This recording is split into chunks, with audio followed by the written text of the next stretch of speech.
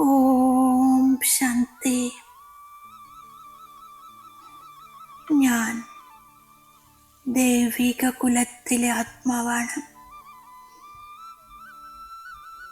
എൻ്റെ ജ്ഞാന നേത്രത്തിലൂടെ ഞാൻ സ്വയം തന്നെ കാണുന്നു. ഞാൻ ദിവ്യ ആത്മാവാകുന്നു. ഞാൻ വിദേഹി പരമാത്മാവിനോട് പ്രീതി വയ്ക്കുന്നു. ഒരേ ഒരു ബാബയുടെ ഓർമ്മയിൽ സമാവേശമായി ദേഹത്തിൻ്റെ സംബന്ധത്തെയും പഴയ ലോകത്തെയും ഞാൻ മറക്കുന്നു.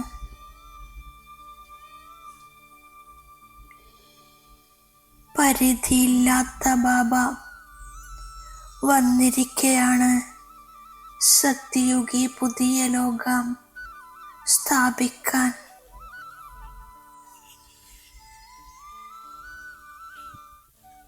എനിക്ക്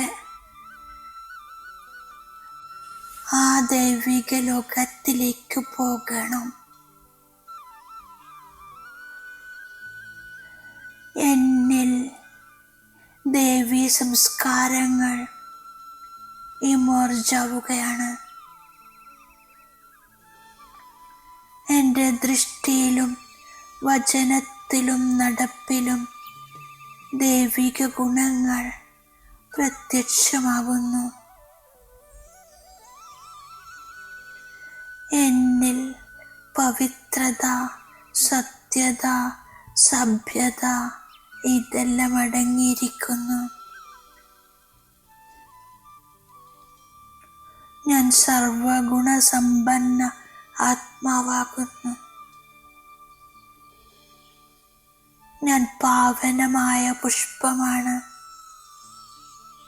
എന്നിൽ നിന്നും സർവദിവ്യ ഗുണങ്ങളുടെയും സുഗന്ധം 4 ഭാഗത്തേക്കും വ്യാപിക്കുന്നു. ദൈവിക ഗുണങ്ങളെ ധാരണ ചെയ്ത് ഞാൻ ദേവതയാകുന്നു. ഞാൻ ദൈവിക കുലത്തിലെ ആത്മാവാണ്. എൻ്റെ നടപ്പും പെരുമാറ്റവും കഴിക്കുന്നതും കുടിക്കുന്നതും റോയലാണ്.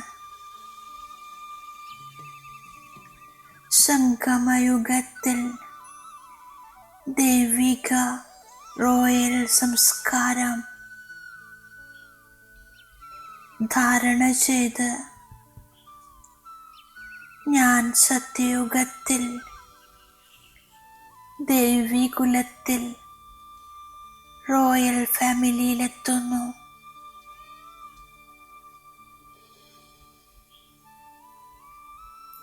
ദൈവിക സംസ്കാരങ്ങൾ ഈ സമയം പ്രത്യക്ഷമാകുന്നു. എൻ്റെ ദൈവിക കുലം അന്യോന്യം സ്നേഹത്തോടെ കഴിയുന്നു. ഞാൻ എല്ലാ പ്രകാരത്തിലുള്ള പഥ്യത്തിൽ കഴിയുന്നു. അതാണ് സ്വർഗം അഥവാ പാരഡൈസ്.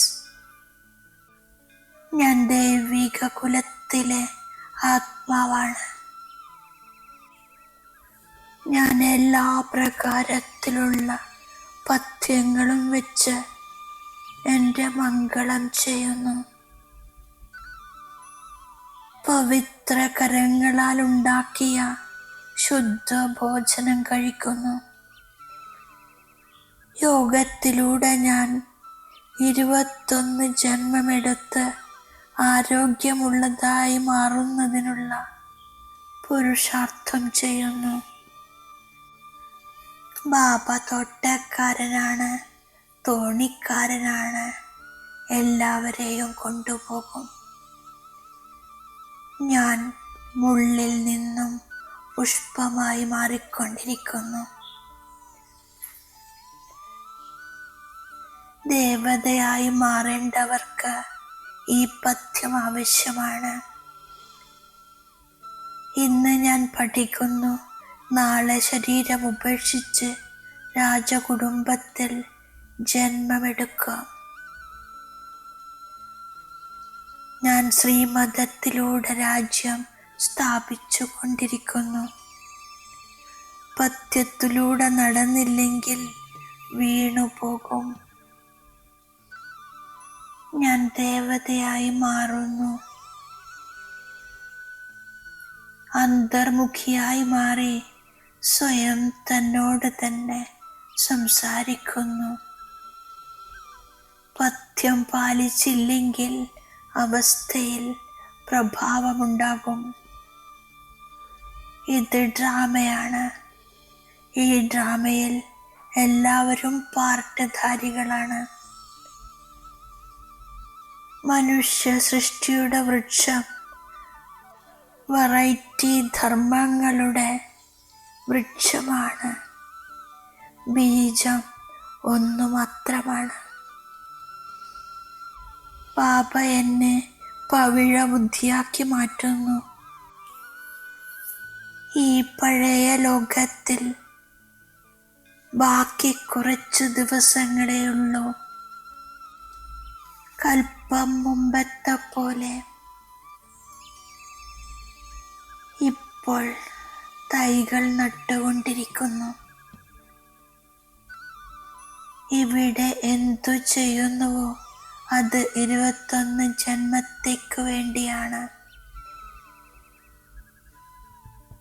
ഭോലാനാഥനായ ബാബ എന്നെ വിശ്വത്തിന്റെ അധികാരിയാക്കുകയാണ്. ഇപ്പോൾ ഈ ലോകം മാറുമെന്ന് തീർച്ചയാണ്. അതിനുവേണ്ടി തയ്യാറെടുപ്പ് നടന്നുകൊണ്ടിരിക്കുന്നു. ഞാൻ ഈശ്വരന്റെ ശിഷ്യനാണ്. ശിവബാബ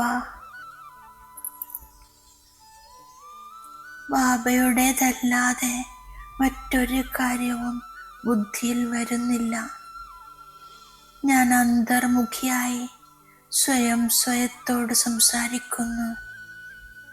ദേവതകളാകാൻ പോകുന്ന എൻ്റെ പെരുമാറ്റം വളരെ ശുദ്ധമായിരിക്കുന്നു. ഭാവിയിലെ 21 ജന്മങ്ങളും ഉയർന്നതാക്കി മാറ്റണമെങ്കിൽ എന്തെല്ലാമുണ്ടോ അതെല്ലാം ഭോലാനാഥനായ ബാബയ്ക്ക് സമർപ്പിക്കുന്നു. ഒഴിവ് കഴിവ് നൽകില്ല. ഞാൻ വരദാനത്തിൻ്റെ സ്വരൂപമാകുന്നു.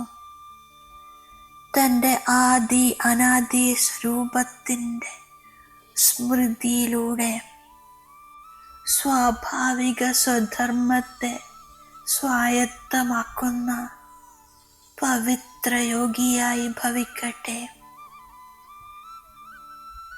എൻ്റെ യഥാർത്ഥമായ ആത്മസ്വരൂപം അതിപവിത്രമാണ്.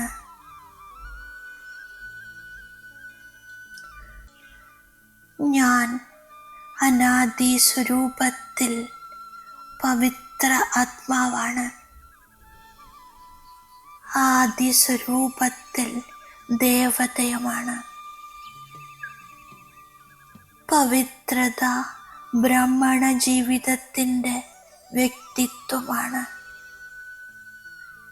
പവിത്രമായിരിക്കുന്നവർ തന്നെയാണ് യോഗികൾ. സഹജയോഗിയാണെന്നു പറഞ്ഞ് അശ്രദ്ധയെ വിളിച്ചു വരുത്തരുത്. ശക്തി സ്വരൂപമായി മാറണം. ഓം ശാന്തി.